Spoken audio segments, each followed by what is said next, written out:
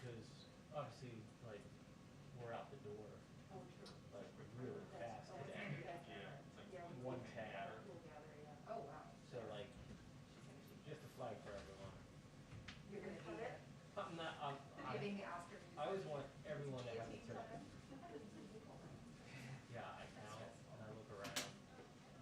But like, everyone should get a chance. Everyone should get a chance, and then like, And I don't criticize any of that's Just when it's 6, then you must have. so that's just what Up to I think. 5. And then like, roughly like 45 minutes plus or minus, depending. That's reasonable. But like, It's been more than 2 times. but like if there's guests, it's all. That's half. Like they're about to go.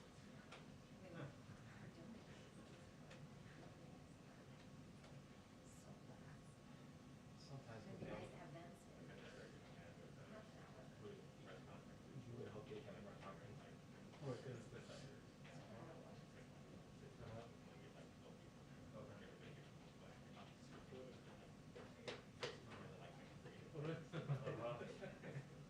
I still have to do it.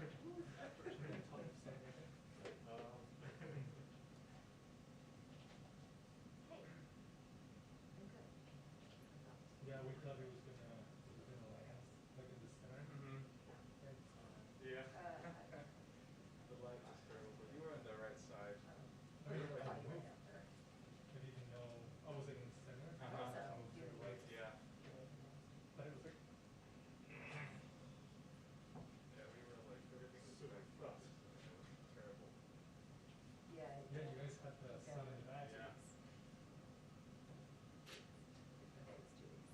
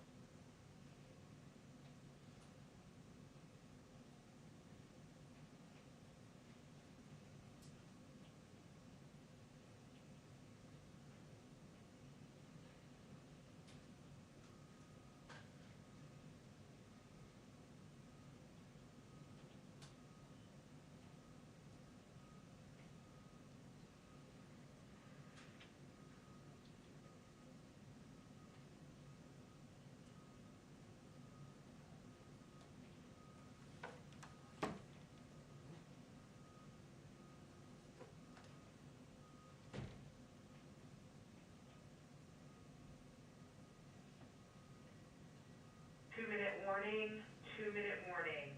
The briefing will start in 2 minutes.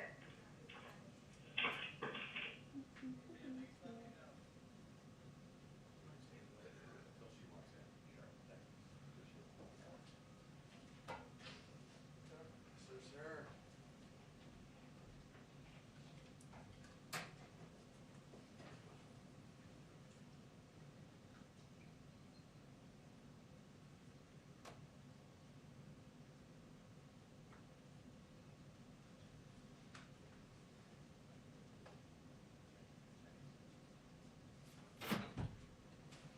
Keep going. Hi, everybody. How's everyone on this glorious day of you? Now we can start. I can give you two push it up. I just, I need that deadline juice. Alright.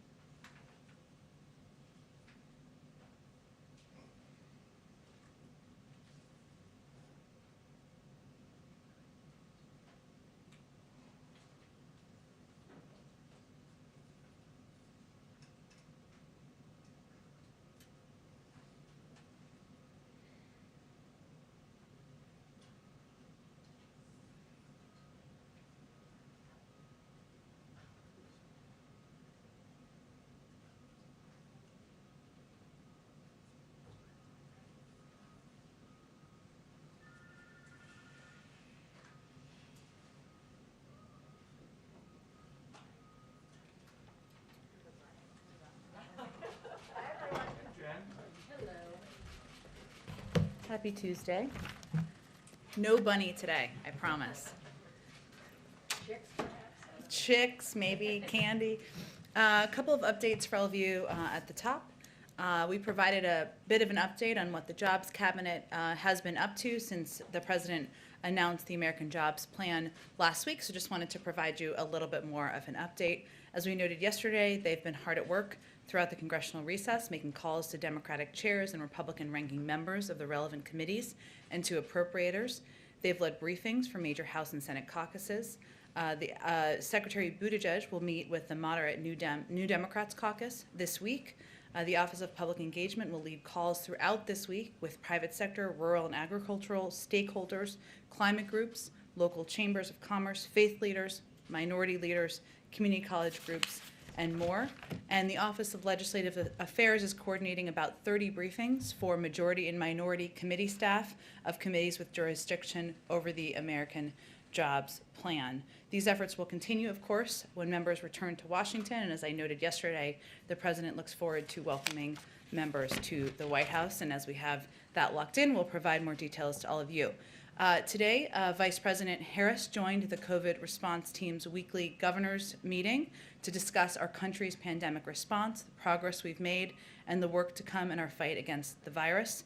The Vice President highlighted the country's work in the pandemic response to date, including today's announcement that the President will announce officially later this afternoon that we've reached 150 million shots in arms since entering government, and that by April 19th, all adult Americans will be eligible to get the vaccine. That doesn't mean they will get it that day. It means they can join the line that day if they have not already done that beforehand. She also noted the important work to come, in particular around ensuring access to the vaccine in every community and building confidence in the vaccine in every community. She highlighted best practices to ensure equity remains at the cornerstone of our vaccination effort. She also touched on the $3 billion in funding, largely from the American Rescue Plan, that will enable states and cities to support community-based organizations in launching new programs to increase vaccine access, acceptance, and uptake. And there was some more news today about how that will be distributed and used. She's also in Chicago today focusing on vaccine equity. In Chicago alone, the CDC will invest $33 million to support efforts to increase vaccine distribution and access with a specific focus on communities of color. Also today, in his weekly update, part of the same call, I should say for clarity, COVID response coordinator Jeff Zients announced there will be more than 28 million doses across channels this week. Cumulatively, over the past 3 weeks, we will have sent out nearly 90 million doses of the vaccine. He also stressed to governors that while we continue to make strong progress, it is critical that we continue to mask up and socially distance. Josh, why don't you kick us off? Thanks, Jen. On the vaccine and vaccination announcement, we've kind of known for weeks that you'd see this ramp up in production. And I'm curious, like, why move up the timeline now? Is there a desire to make sure that people who are hesitant or reluctant to get a vaccine feel like they can do so? What's the thinking there? Well, first, the president had already announced that he was asking states to move up their timelines. So this is more providing clarity to the American public who may tune in to the president's remarks or clips that you all share on the news, that they're all eligible. It provides clarity, it reduces confusion, and it ensures that Americans who are not yet vaccinated, who are looking to get vaccinated, they know they are all eligible, all adults, I should say, on April 19th. And then, secondly, it's been about a week since the president announced his infrastructure plan. Lots of states, counties, cities are wondering how they would qualify for any money. Do you have any details on what that process would look like? Sure. Well, first, ultimately, it will be up to Congress, and something we'll have a conversation with members and committees about. That's part of why it's so important to engage at a committee level and staff level. And many of you who have been through a journey like this before know this, but let me just reiterate some of the pieces of the process.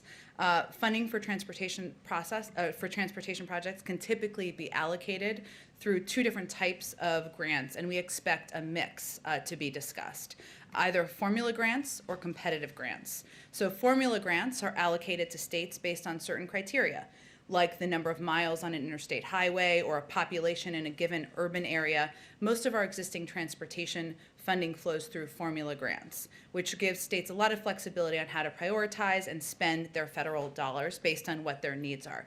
Competitive grants are a more targeted way to direct funds to specific policy goals, often based on criteria set by Congress. For example, the popular Tiger Grant program that was set up in the Recovery Act considered how a project could contribute to job creation, and that was one of the big factors that was determined as programs were being, or states were applying for funding. We've also mentioned the administration's proposal for a competitive grant program to fund 10 of the most economically significant bridges in the country. So that type of application would be through competitive grants. So again, this is something that we will be working through with Congress, with committees of jurisdiction. Though it will be a mix of those 2 type of grants would be our expectation. And as states who all have excellent questions, including local reporters we engage with, that is what they can expect in terms of the process. Go ahead. Thank you. The FBI keeps a watch list with information about people who are known or reasonably suspected of being involved in terror activities. 2 people on it from Yemen have been apprehended at the border. How concerned is President Biden about terrorists possibly trying to take advantage of gaps in the border to get in and kill Americans? Well, first let me convey that these type of incidents are very uncommon, and CBP and DHS can speak more to the timeline and the specifics, of course, in these particular cases and encounters. But encounters of known and suspected terrorists are very uncommon. They do underscore the importance of the critical work that is done on a daily basis to vet those at the border. DHS works not just at the border, as you know, but also with international partners to share intelligence and other information, including to prevent individuals on certain watch lists from entering the United States. They adjudicate individuals encountered at and between ports of entry against several classified and unclassified databases. So while this is rare, this is a reflection of them doing their jobs. Another quick one about the border. The DHS secretary is reportedly looking to finish some gaps in the southern border. How does that fit with President Biden's day 1 executive order to stop border wall construction?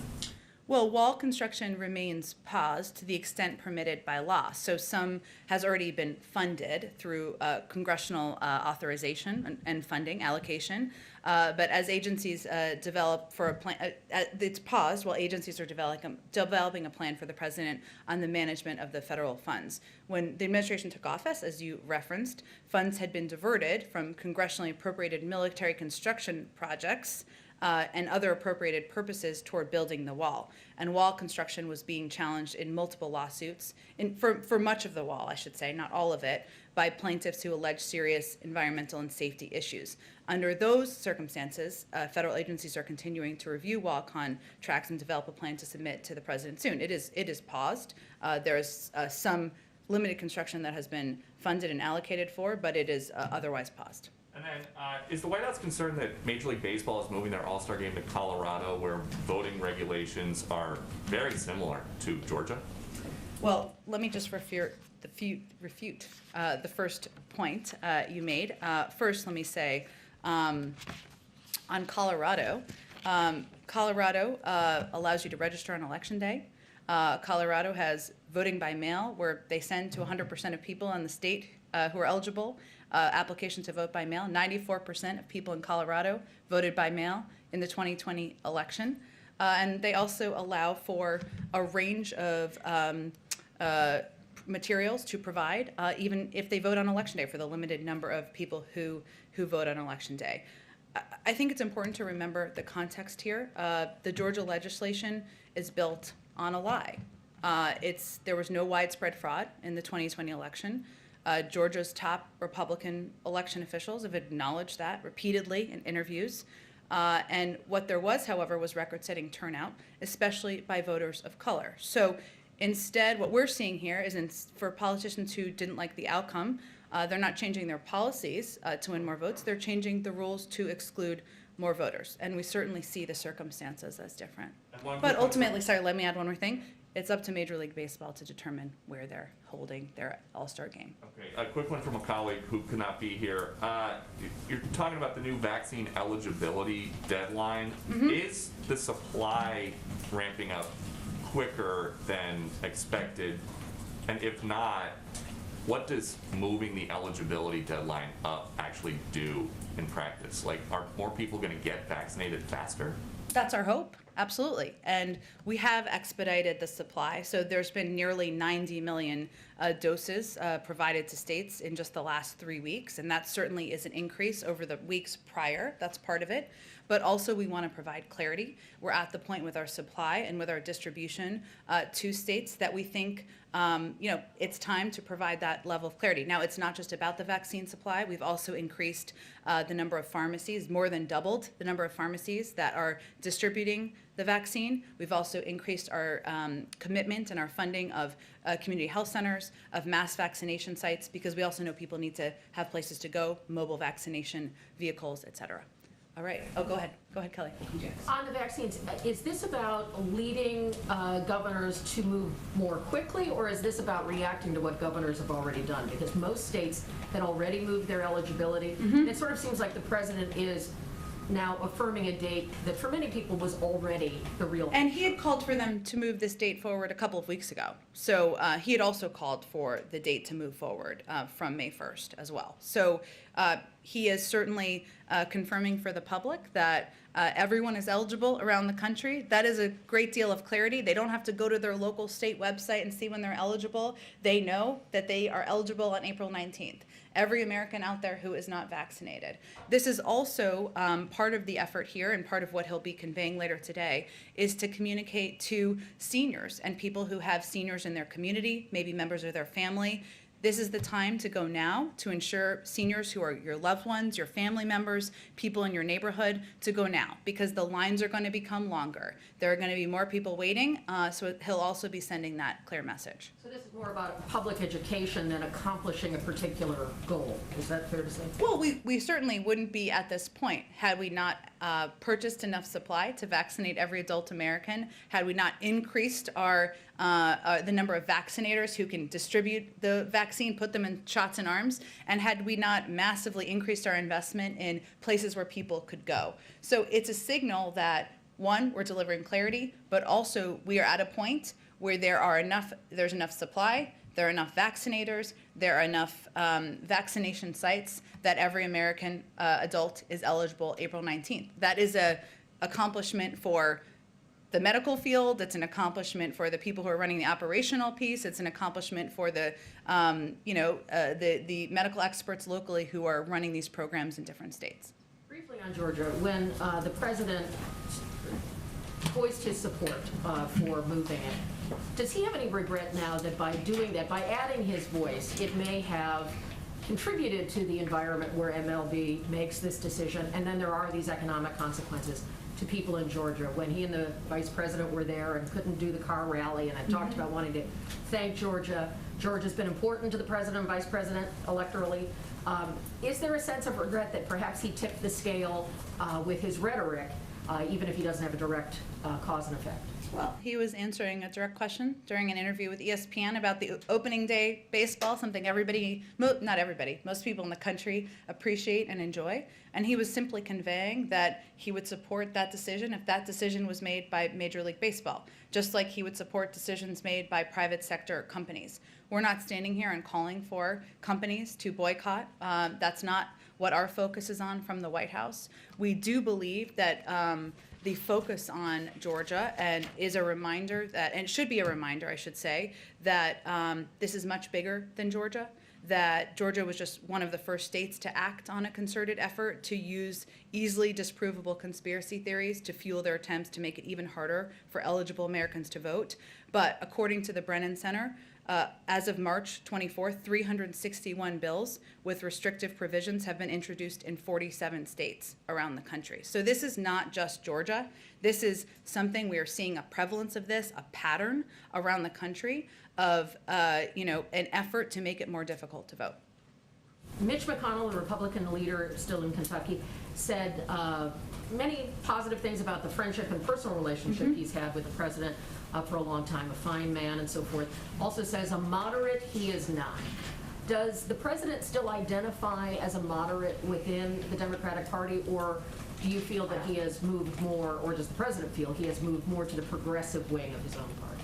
I don't think this will surprise you, but the president is not eager to be labeled by anyone in his party, or certainly even by his friend Mitch McConnell. And he is now president of the United States. He governs for all Americans. He is encouraged by, we all are encouraged by, the openness we've heard from some who would identify as moderate Democrats or Republicans of discussing components of the package that he has proposed. And he's looking forward to having that conversation. Go ahead, Jen. Two questions on the Federal Reserve Board. Is there any update on the effort to fill a vacancy, the vacancy on the Federal Reserve Board of Governors? I don't have any personnel update for you. I'm happy to check and see if there's any update we can provide. Thank you. And then also, has President Biden spoken to the Federal Reserve Chairman yet, Jay Powell? I don't have any call to read out either. So you can't say if they've spoken yet at all? I don't have any update on it. Let us know, please, if you can. I absolutely will. Okay, thank you very much. And then also, one other question about phone calls. Has President Biden spoken to President Obama about how to pass the infrastructure bill? Has President Obama given him any advice on how to pass that bill? They speak regularly. They, of course, were president and vice president, but they are also friends, and they share a bond of serving through 8 years of the Obama-Biden administration, but also a personal friendship and kinship. And he speaks with him regularly, but we're not going to read out those calls. Go ahead. Jen, you went through some of the numbers on the increase in supply and the pharmacies, but kind of following up on what Kelly had been asking too. Should we look for the president to maybe move up that July 4th circle date that he had said about Americans being able to gather in small groups? Can that also move up now, given that the eligibility is moving up by 2 weeks and the pace of vaccinations is increasing? Well, we're certainly encouraged by the fact that we are vaccinating. Our team is vaccinating. Our experts across the country, I should say, are vaccinating on average about 3 million people a day, which is far larger than any other country in the world. But we know that it's not just about having the supply or eligibility. It's also about people in the country, eligible adult Americans, going to their community health center, going to a mass vaccination site, going to a pharmacy to get vaccinated and get that shot in their arms. So any changes we would make in advising the public, we would certainly do in close coordination with the advice of the CDC and our health and medical team. I don't have any expectation of that at this point, but we're always looking at how we can provide clarity to the public. And you had said that, the lines might start getting longer, so seniors should start getting their shots now just to make sure they're not doing it when it gets clogged up. Are you concerned that because the eligibility has expanded, that the supply can match that you can still be on pace to vaccinate all American adults who want it by the end of May? We will have enough supply by the end of May, and we certainly remain confident that we will continue to be able to provide the supply that states need to vaccinate people in their states, and we'll continue to provide supply also independently to the pharmacies, which is a program that has started out as a pilot and has been incredibly successful. So we are confident in what the path looks like ahead, but we also constantly contingency plan. We know things happen. Trucks break down. There are issues in manufacturing sites, as we saw just last week, and we are constantly contingency planning about steps we need to take to ensure we have adequate supply out through all of our programs. The president continues to urge Americans to be vigilant. We expect he'll do that today in his remarks. But over the weekend, we saw Americans traveling for the holiday weekend. We saw a totally packed baseball stadium in Texas yesterday. Basically, there are Americans across the country who are doing exactly what the president is telling them not to do. Is the message, are Americans not hearing this, or are they hearing it and ignoring it? I think the president recognizes that this has been a long and difficult journey for the American public. The country has been shut down in one form or another for more than a year now, and people have missed birthday parties, weddings, baseball games, going out to restaurants. It is difficult, it is hard, and what he's asking people to do is to sacrifice a little bit longer. And he will continue to make that case and make that argument. Now, while we saw the baseball game, as you noted, and other events over the weekend, and we certainly anticipate as the weather gets warmer, there will be a temptation. We've also seen communities where local mayors, businesses have conveyed to their communities that we need to hang together, we need to remain vigilant, we need to wear masks, and we will get through this together. So we are hopeful that that's exactly what the majority of communities in this country will do. Go ahead. Thank you. Couple of clarifying questions just on the vaccine stuff. One, does this change the date at all by which there is an expectation everybody is vaccinated? I mean, does that move up? Does the administration sort of have a date to expect everybody to be vaccinated? Well, getting to a point where the majority of the American public is vaccinated is about more than supply. So what this announcement is conveying is we are at a point with the supply we have available, the number of vaccines, vaccination sites, vaccinators, where we believe everybody in the country should be eligible, can get in line by April 19th. Many people will have been in line or will even be vaccinated, as we've seen by the numbers before then. But it is going to take the American people going, masking up, socially distancing, and going and getting vaccinated. We're going to make that as easy as possible, but there are roles that we can play, and then there are roles that the public have to play. My question is, once they get in line on the 19th, by the 19th, how long that line ultimately may be?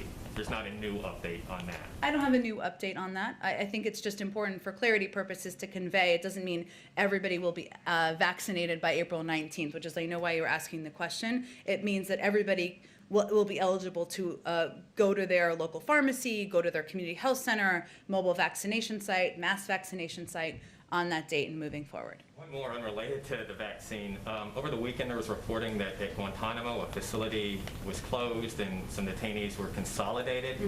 Is that indicative at all of the Pentagon's review of closing Gitmo, of the president's plan and a timeline to potentially make that proposal to close Gitmo? The president remains committed. That is his desire and the outcome he would like to see. Obviously, that process would be overseen by the Department of Defense, so I would refer you to them for more specifics about those moves in that announcement. Go ahead. So another foreign policy question. President Zelensky of Ukraine, he has said publicly that that country needs to join NATO to avoid a war in the Donbass region with Russia.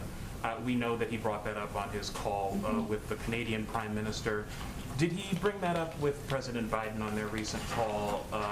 And I guess more importantly, what is the president's view on that issue? Well, One, that has long been the aspiration of Ukraine, and one that has been raised in a range of conversations with U.S. officials over the course of several years. I would defer to them. We would, of course, defer to the Ukrainian government on reading out what they raised on the call with the president. But in addition to in addition to our reassurances that are consistently made to Ukrainian officials of our support for them and support for their sovereignty, we're also discussing our concerns about the increase in tensions and the ceasefire violations, regional tensions with NATO allies, and certainly would be here to hear from them, as we have for years, about their aspirations and the process they need to go through. But as far as an official White House position on whether they should be able to join NATO soon, is there a position? Again, it's been an aspiration of Ukraine's for some time. We've long been discussing that aspiration with Ukraine. We are strong supporters of them. We are engaged with them in working to push back on the destabilizing actions. But that's a decision for NATO to make, and we'll continue to be, recipients of their interests. Okay, and you said a minute ago that the Georgia voting rights law was based on a lie. Mm-hmm. We had a poll yesterday that showed that more than half of Republicans believe that the election was stolen from Donald Trump, and that the Capitol riot was led by left-wing agitators. Is there a public policy response to disinformation? Well, first, to disinformation in general. Look, I think that the prevalence of disinformation is something that is of concern to the president. He believes there is a range of reasons for it. Some relate to the platforms. Some relate to the individual actors who are promoting and provoking destabilizing activities and actions through their rhetoric. He's spoken to that in the past. This is certainly an issue that the president is focused on, and he will work with his team on addressing through policy measures, but I don't have anything to preview for you. Okay, just one more quick thing on the American Jobs Plan. Mm-hmm. There's a Moody's estimate that you have cited. Basically, their estimate is that 2.7 million jobs will be created over 10 years if that plan is passed as it's been proposed. I think that works out to something like $850,000 per job. Given that, are you open to ideas about a more targeted way, a cheaper way of achieving the same goal in terms of number of jobs created? Well, we're always open to hearing from members of Congress and on their ideas and what they think should be a part of the package. At the end of the day, the president's red line is inaction. He won't tolerate inaction on rebuilding our nation's infrastructure, something that has long been outdated. He believes that we need to invest in that so we can improve the lives of ordinary Americans and make it easier to do business. He also believes that investments in long-term economic growth will create good-paying jobs. There was another study that showed that about 75% of these jobs, a Georgetown study I should say, would go to workers who did not have college degrees. And that is certainly a population in this country that needs extra assistance, and it would be highly targeted in helping give a leg up to people who need that help. He also believes that we need to invest in order to help us outcompete China and invest in our own emerging economies to do that, and that we need to invest in the American people, that the American people are the backbone of our nation's, of our country, and that is part of our proposal in this package. Go ahead. Thank you. Just two questions. One on vaccine again. Is there any thought being given to a federally organized vaccine passport of some kind?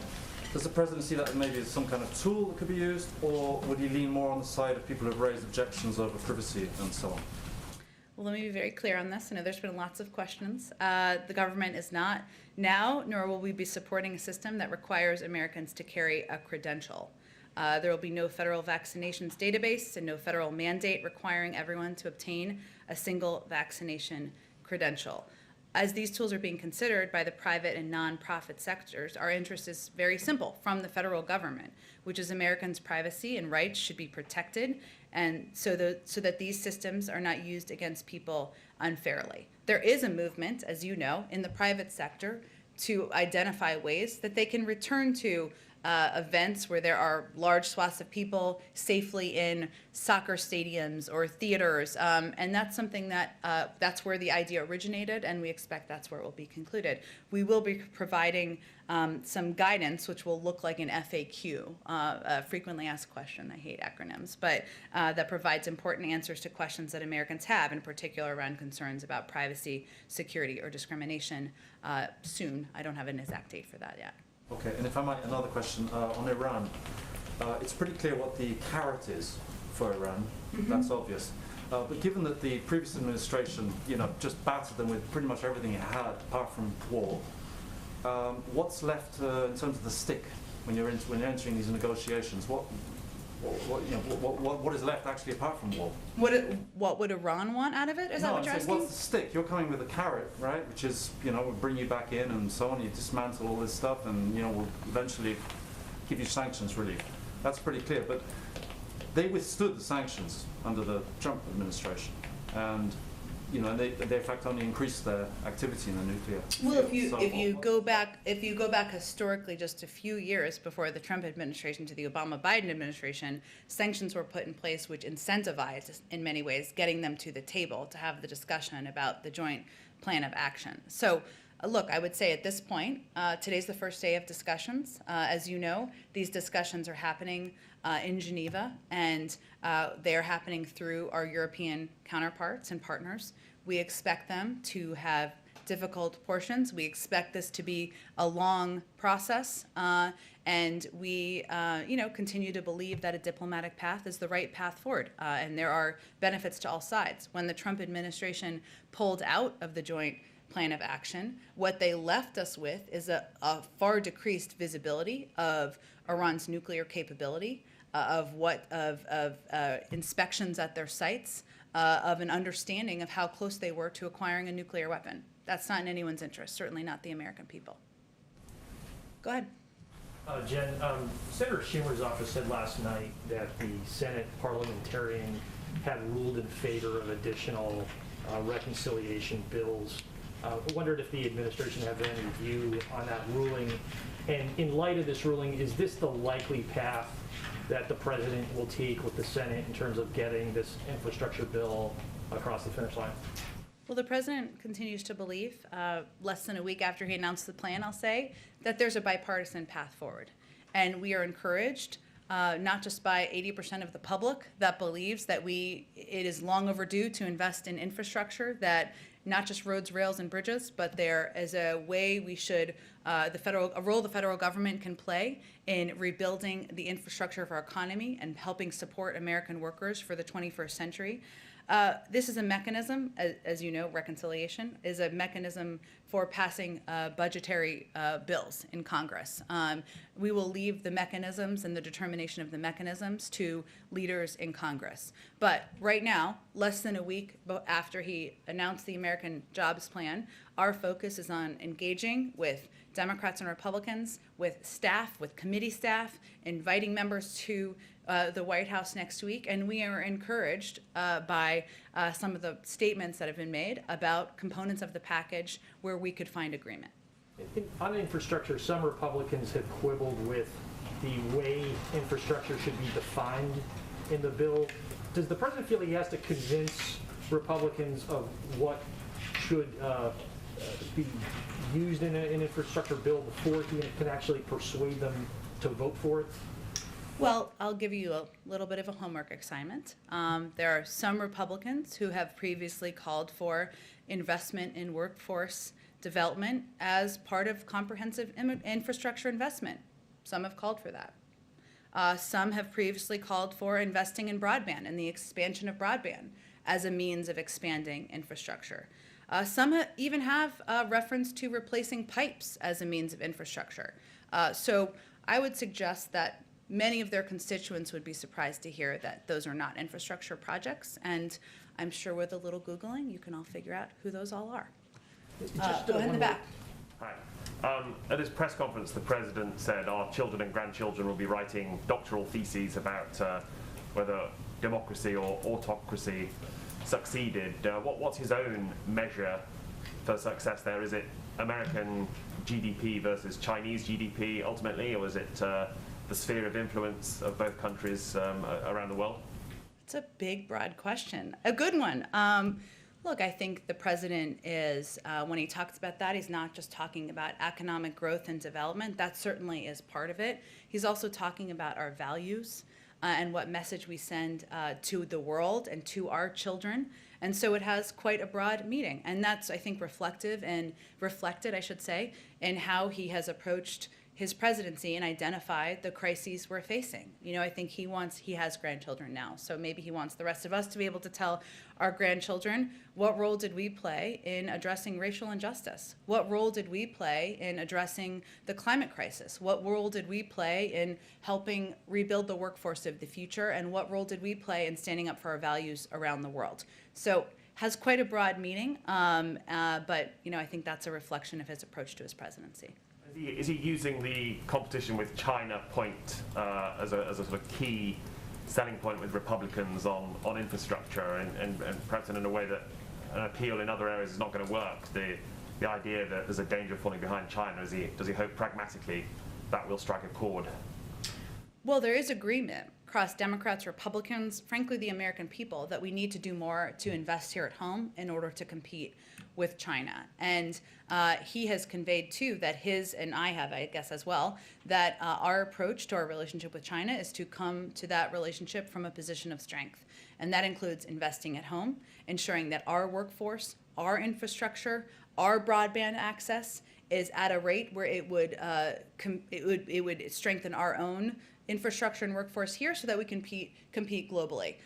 There's also been proposed legislation, I'm not sure if it's been formally dropped yet, but by Senator Schumer and others, that is focused on how we can better invest in our workforce to compete with China. We anticipate there's an opportunity for that to be bipartisan, because investing in our workforce here is something that Democrats and Republicans can agree on. Quick other thing, is the president disappointed by the pace of vaccine distribution in the District of Columbia, and does it potentially strengthen the argument for statehood?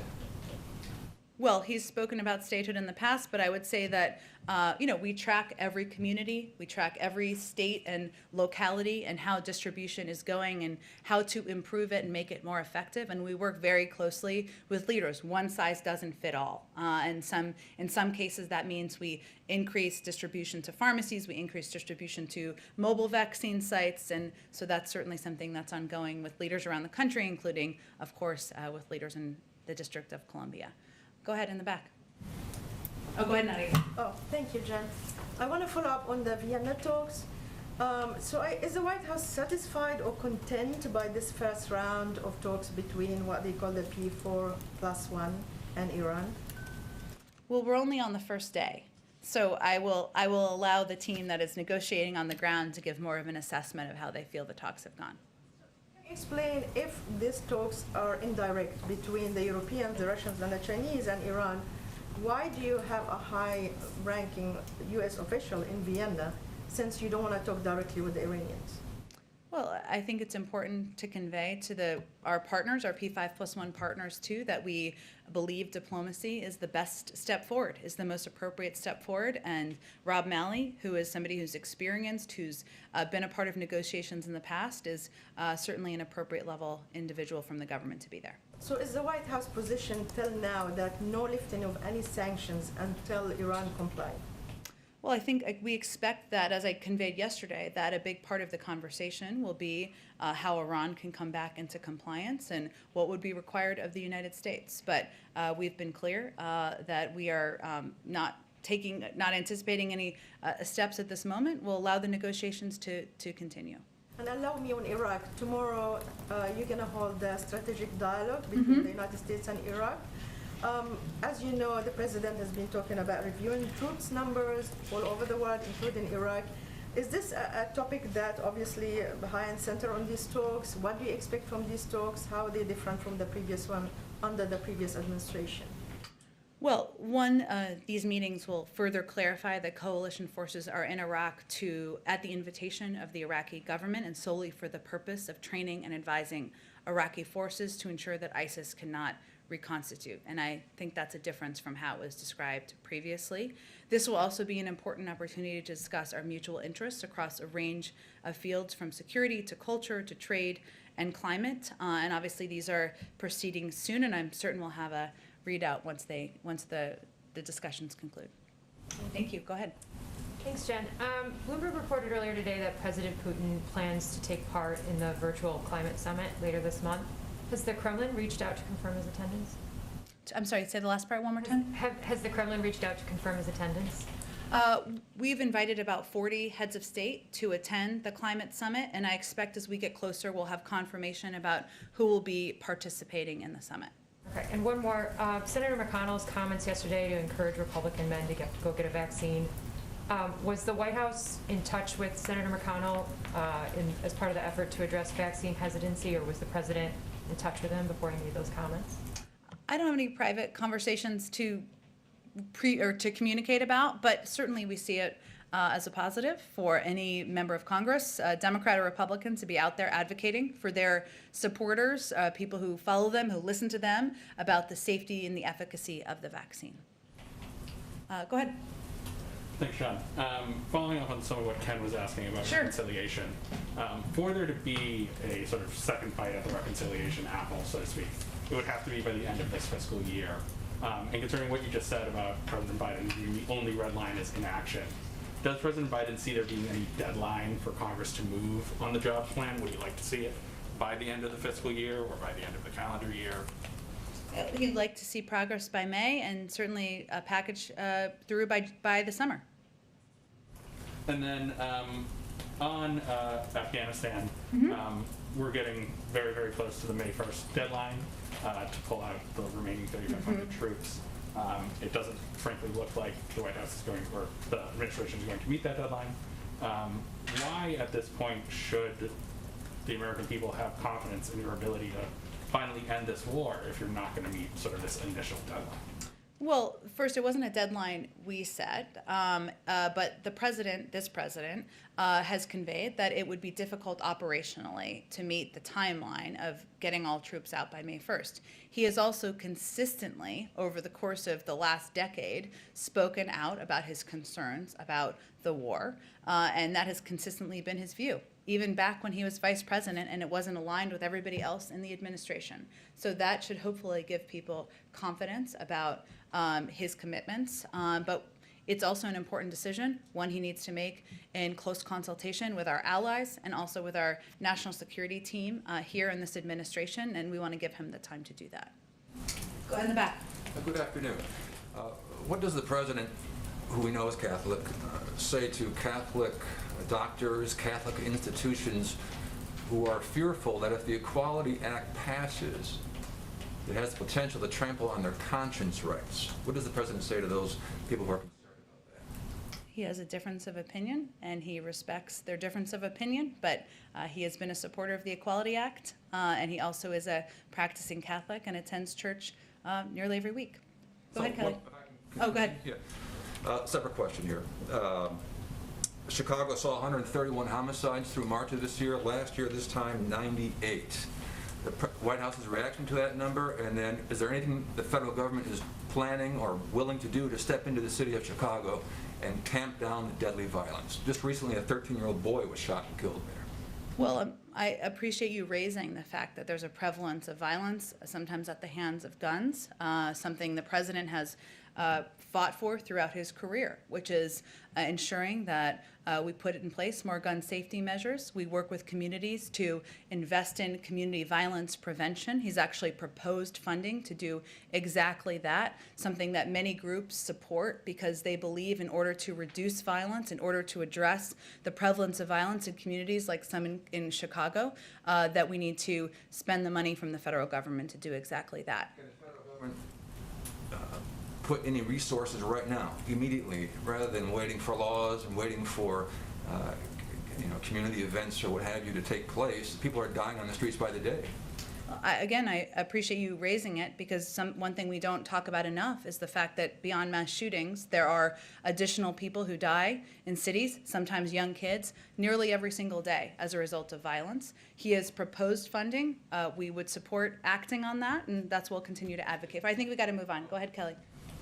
Is the administration looking at how you're going to talk about the number of jobs created from the infrastructure package? Because citing the Moody's numbers from Secretary Buttigieg and Brian Deese talking about 19 million, when that was really talking about a much longer time frame. So since you aren't giving us administration-centered numbers, how can you add some clarity to where the numbers for jobs should be if the Secretary and Mr. Deese overshot in their comments? Well, I think as the Secretary said in an interview yesterday, it is important to be clear and to be specific about jobs numbers to provide clarity to the American people. And it'll be hard to have state-by-state, we'll have state-by-state fact sheets out soon, I think, but it'll be hard to have state-by-state job creation numbers because we won't know the specifics because of all of the bidding processes that will take place as it relates to infrastructure. But Moody's ran an analysis that showed that the economy would create 19 million jobs over the next decade if Congress passes the American Jobs Plan, almost 3 million more than if it doesn't. So that is what the impact would be of the American Jobs Plan, 2.7 million to be totally clear. These are millions of jobs that won't be created if Congress doesn't act to pass this plan. We see that as a positive, but we also will be very clear and articulate exactly what numbers of jobs it will create. Thanks, John. Thank you, everyone.